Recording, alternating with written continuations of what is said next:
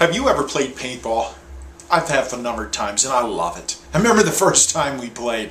It was close to 100 degrees. Got up there and we chose our teams, everybody picked. And the object was to capture the other person's flag. It's probably an old game and I'm sure they've changed it by now, many things, but that's what we played. You planted a flag and the other team had to come and get it. So our goal was, one, to choose the right team and then create a strategy to protect the flag. And then to go out and execute it. Now we had a blast, but I can remember the first time I got hit.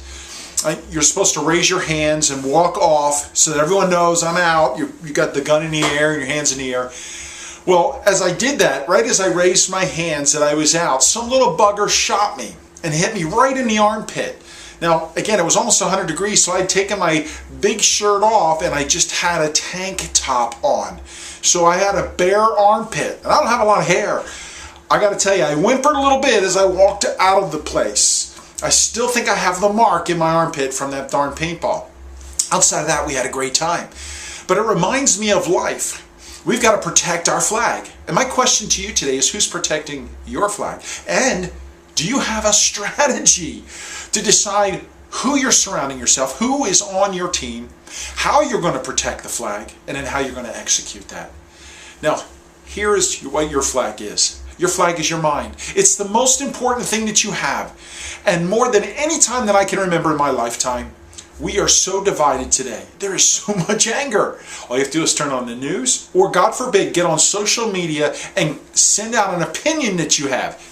Cover yourself up. Be prepared for what's going to happen next. But we seem to be addicted to this, and we're putting ourselves into compromising positions. We're allowing the enemy to capture our flag. Because we get sucked into these things, we're reading these things, we're watching the news, we become inflamed, we get angry, we get bitter, we lash out, and then we're saying stupid, nasty things, or even just sharing our opinion. Because, let's face it, who cares? Nobody cares what your opinion or my opinion is.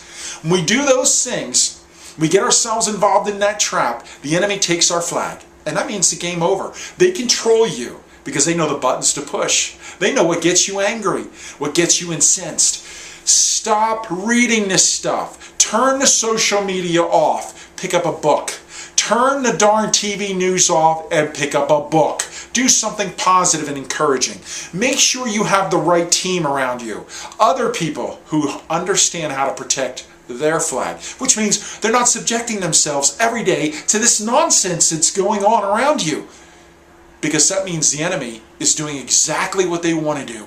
They want to control you. The media's job is to control you, to influence you, to push your buttons. Turn it off. Get away from it. Protect you from you.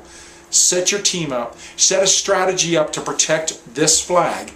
And then every day enact that strategy. And don't make the mistake of going back to the trough with the other trolls and getting involved in all the social media madness that's happening right now, all the dividedness that we have and we're seeing in our country. Stay away from it.